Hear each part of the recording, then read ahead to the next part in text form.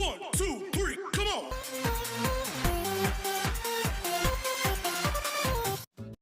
Assalamualaikum warahmatullahi wabarakatuh. Bertemu kembali bersama saya Bapak Warsin di channel kita dari Jendela SD. Hari ini kita akan melanjutkan pembelajaran kita untuk kelas 6 tema 7 kepemimpinan. Subtema 3 ayo memimpin pada pembelajaran yang pertama. Di pembelajaran kita yang pertama kali ini, fokus pembelajaran kita adalah PPKN dan Bahasa Indonesia. Baiklah, mari kita ikuti pembelajaran berikut ini. Apakah kamu ingin menjadi seorang pemimpin?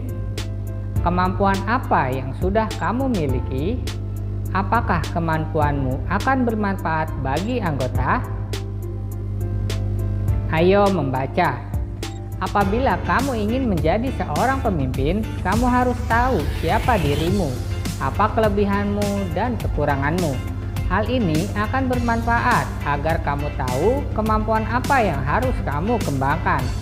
Kamu bisa belajar tentang kebutuhan dasar seorang pemimpin dari cerita di bawah ini. Bacalah dalam hati teks berikut. Karena ada teks semut dan belalang. Di bawah terik matahari, barisan semut berjalan rapi menuju sarang. Sudah puluhan kali barisan ini berjalan bolak-balik di bawah komando sang pemimpin. Setiap semut membawa bulir makanan di atas badannya. Tidak lebih dari satu bulir dapat dibawa semut, hingga tak cukup sekali atau dua kali mereka bolak-balik menuju sarang. Sementara di antara hijau rumput di pinggir kolam, seekor belalang duduk santai menikmati semilir angin. Terheran-heran ia menyaksikan barisan semut bolak-balik melintas di hadapannya. Hai semut-semut, apa sih yang kalian lakukan? Sibuk sekali sejak pagi. Tidakkah mondar-mandir di tengah terik matahari membuat kalian lelah dan berkeringat? Seru belalang kepada barisan semut. Kami bekerja keras mengumpulkan persediaan makanan untuk musim dingin nanti. Barisan kami memang panjang, tetapi daya angkut kami tidak banyak. Oleh karena itu, kami harus mondar-mandir, ujar komandan semut menjawab belalang. Hah? Mengumpulkan makanan untuk musim dingin? Repot sekali, musim dingin kan masih lama. Sekarang nikmati saja teriknya matahari dan makanan yang berlimpah. Untuk apa sibuk dari sekarang? Ujar belalang sambil terkekeh-kekeh menertawakan semut-semut. Hai belalang, harusnya kamu melakukan hal yang sama. Serangga seperti kita harus bersiap-siap menghadapi musim dingin. Nanti semua tanaman dan sumber makanan lain akan beku tertutup salju. Hembusan angin dingin juga akan membuat kita yang bertubuh kecil sulit keluar sarang untuk mencari makan, balas komandan semut. Benar belalang, harusnya kamu mengumpulkan teman-temanmu untuk bekerja sama mengisi sarang dengan persediaan makanan. Justru karena musim panas masih panjang, kita masih punya banyak waktu untuk mencicil pekerjaan. Semut kecil menambahkan dari barisan belakang. Ah, semua temanku juga sedang bersantai. Terserah kalian sajalah kalau ingin merepotkan diri, tukasnya. Begitulah adanya, sepanjang musim panas barisan semut sibuk bekerja, sementara belalang bersantai bermalas-malasan. Hingga tiba saatnya musim dingin, semut-semut nyaman bercengkrama di sarangnya yang berlimpah makanan. Bagaimana dengan belalang? Ia meringkuk kedinginan dan kelaparan di balik dinginnya batu. Jika demikian, mana yang patut dijadikan teladan, semut atau belalang? Ditulis ulang berdasarkan fabel The Ant and the Grasshopper. Jawablah pertanyaan berikut. Apa yang dilakukan sekelompok semut? Mengapa mereka harus melakukannya? 2. Bagaimana menurutmu sikap belalang? 3. Bagaimana cara semut bekerja? 4. Nilai-nilai baik apa yang bisa kamu teladani dari cerita di atas? Tulislah jawabanmu pada bagan di bawah ini. Tuliskan jawaban pada nomor yang sesuai. Nah, di sana terdapat bagan ya, ada nomor 1, 2, 3, dan 4. Baiklah, mari kita coba lengkapi. Untuk yang nomor 1, yaitu kelompok semut tersebut sedang bekerja mengumpulkan bahan makanan untuk bekal persediaan. Para semut melakukan hal tersebut karena pada musim dingin sulit untuk mencari makanan. Jadi mereka mencari makanan saat makanan berlimpah. Kemudian yang kedua, sikap belalang itu pemalas, meremehkan segala sesuatu dan tidak menghormati para semut. Sifat belalang tidak patut ditiru karena akan merugikan diri sendiri dan yang lain. Kemudian nomor 3, semut bekerja secara bersama-sama, kerjasama dan bergotong royong dalam membawa bulir-bulir makanan untuk dibawa ke sarang mereka dengan cara berjalan bolak-balik dari tempat makanan menuju sarang. Selalu ada persatuan dalam pekerjaan mereka sehingga pekerjaan mereka menjadi lebih mudah dan cepat dilaksanakan. Kemudian yang keempat, nilai kerja keras, pantang menyerah, nilai persatuan dan kesatuan, nilai kebersamaan atau gotong royong, dan kepemimpinan. Kemudian apa yang bisa kamu pelajari dari cerita tersebut? Maka alternatif jawaban yang bisa kamu berikan adalah 1. Pekerjaan akan lebih mudah dan cepat dilakukan dengan cara gotong royong atau kerjasama. 2. Dengan persatuan dan kesatuan, tujuan bersama akan lebih mudah tercapai. 3. Dengan kepemimpinan yang baik, maka suatu perkumpulan atau organisasi dalam melaksanakan aktivitasnya akan lebih baik dan mudah, serta lebih mudah dalam mencapai tujuan bersama. 4.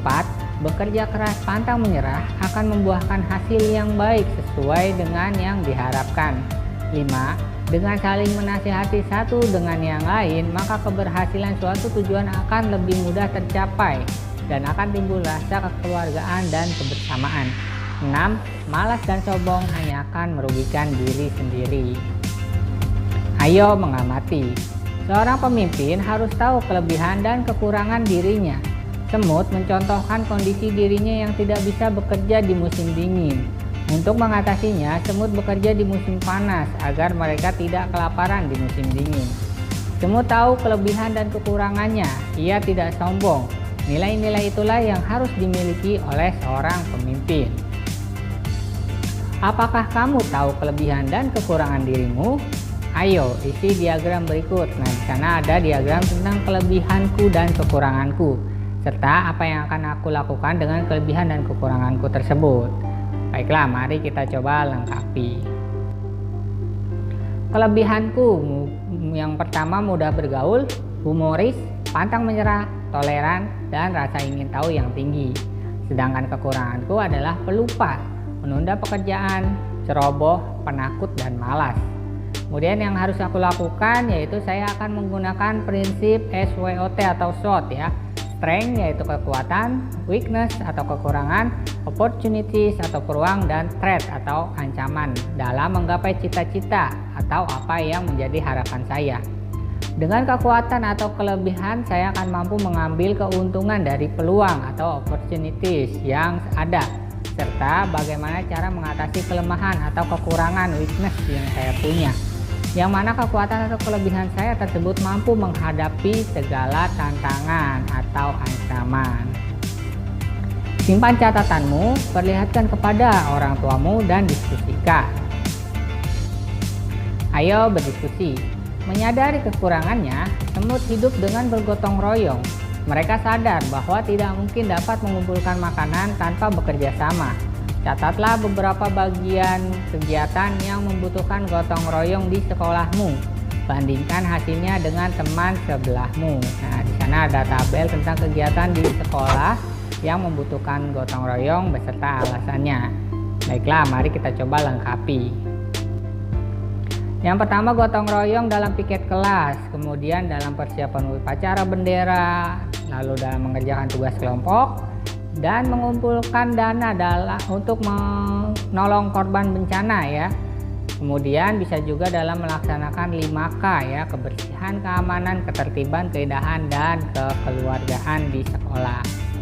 Alasannya yaitu kebersihan kelas merupakan tugas bersama. Kalau dikerjakan bersama akan lebih mudah dan cepat selesai. Upacara bendera merupakan kegiatan yang dilakukan secara berkelompok.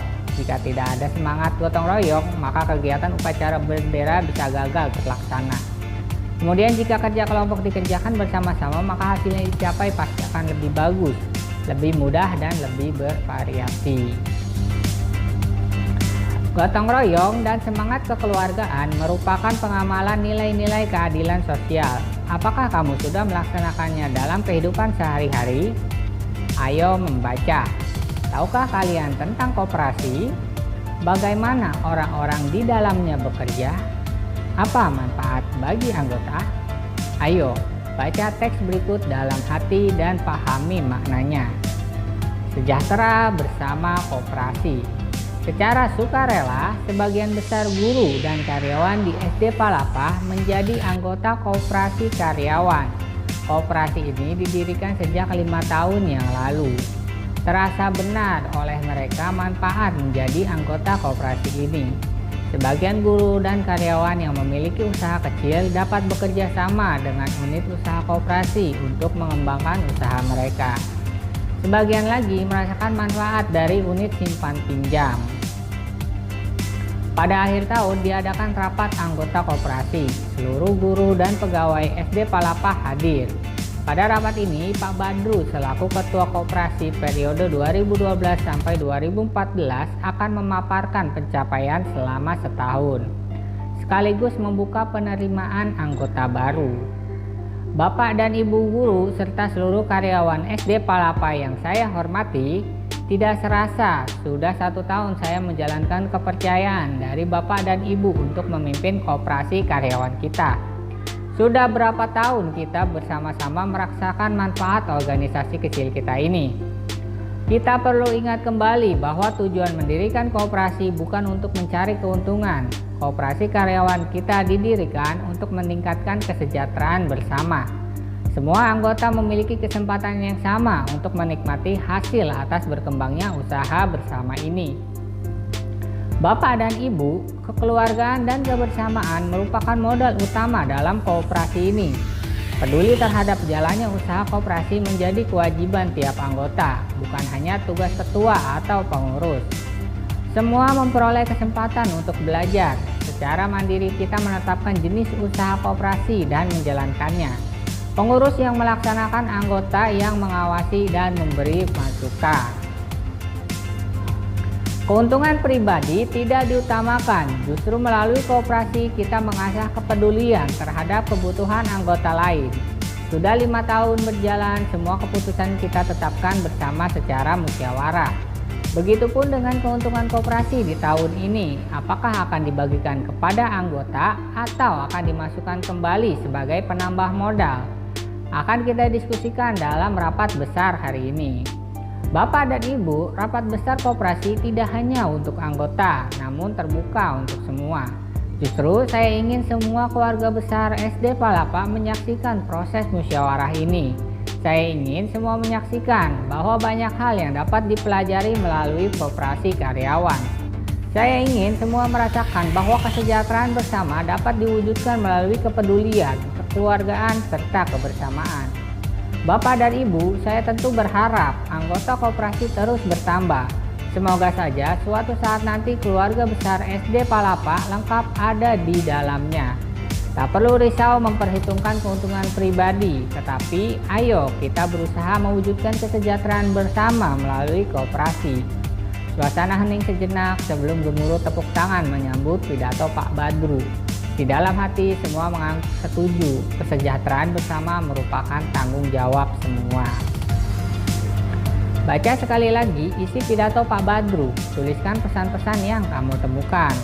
Maka alternatif jawaban yang bisa kamu berikan adalah: yang pertama, ada koperasi didirikan untuk meningkatkan kesejahteraan bersama para anggota. Yang kedua, anggota koperasi mempunyai hak dan kewajiban yang sama dalam menikmati keuntungan koperasi. Yang ketiga, kebersamaan dan kekeluargaan merupakan modal paling penting dalam koperasi. Yang keempat, kewajiban setiap anggota untuk menjalankan koperasi demi kesuksesan koperasi dan bukan tergantung pada ketua atau pengurus koperasi. Kemudian yang kelima, koperasi digunakan untuk memenuhi kebutuhan anggotanya, sehingga setiap anggota koperasi akan berkembang rasa kepeduliannya. Dan yang keenam, keputusan dalam koperasi merupakan hasil musyawarah seluruh anggotanya. Isi teks sebelumnya adalah tentang koperasi dan kepemimpinan Pak Badru. Pak Badru mengedepankan musyawarah dan gotong royong serta kepentingan anggotanya. Ayo membaca. Pidato Pak Badru di dalam teks sungguh menggugah. Bisakah kamu membuat teks pidato seperti itu? Kamu bisa merancang teks terlebih dahulu sebelum dijadikan sebagai teks pidato. Dengan topik bermusyawarah untuk kepentingan bersama, buatlah rancangan teks pidato untuk disampaikan di depan teman kelasmu. Rancangan berisi tentang pentingnya bermusyawarah. Pemimpin yang tahu kelebihan dan kekurangan dirinya adalah pemimpin yang bijaksana. Bergotong royong dan musyawarah merupakan cerminan dari pemimpin tersebut. Pemimpin yang bijaksana merupakan pemimpin yang amanah. Buatlah rancangan teks pidatomu dalam kotak berikut. Baiklah, maka rancangan teks pidato yang bisa kamu berikan adalah topiknya bermusyawarah untuk kepentingan bersama. Kemudian salam pembuka berisi kalimat sapaan, kemudian pendahuluan yaitu memaparkan tentang musyawarah mufakat. Intinya berisi tentang bahasan topik bermusyawarah secara lengkap, manfaat yang diperoleh, tujuan dan dampak dari musyawarah. Kemudian penutup, penyampaian rangkuman atau intisari dari musyawarah untuk kepentingan bersama. Lalu salam penutup berisi kalimat salam penutup. Baiklah, cukup sekian video pembelajaran hari ini dari Bapak. Like jika kalian suka videonya, dislike jika kalian tidak suka videonya. Serta jangan lupa share kepada teman-teman kalian yang kelas 6 SD agar mereka lebih mudah dalam memahami materi yang sama. Tuliskan juga komentar kalian pada kolom komentar supaya Bapak tahu di mana saja kekurangan Bapak dalam hal penyampaian materi maupun editing video. Jangan lupa subscribe channel ini untuk dapat memberikan informasi yang lebih menarik dan inspiratif kepada kalian. Kurang lebihnya Bapak mohon maaf. Bapak akhiri, terima kasih. Wassalamualaikum warahmatullahi wabarakatuh.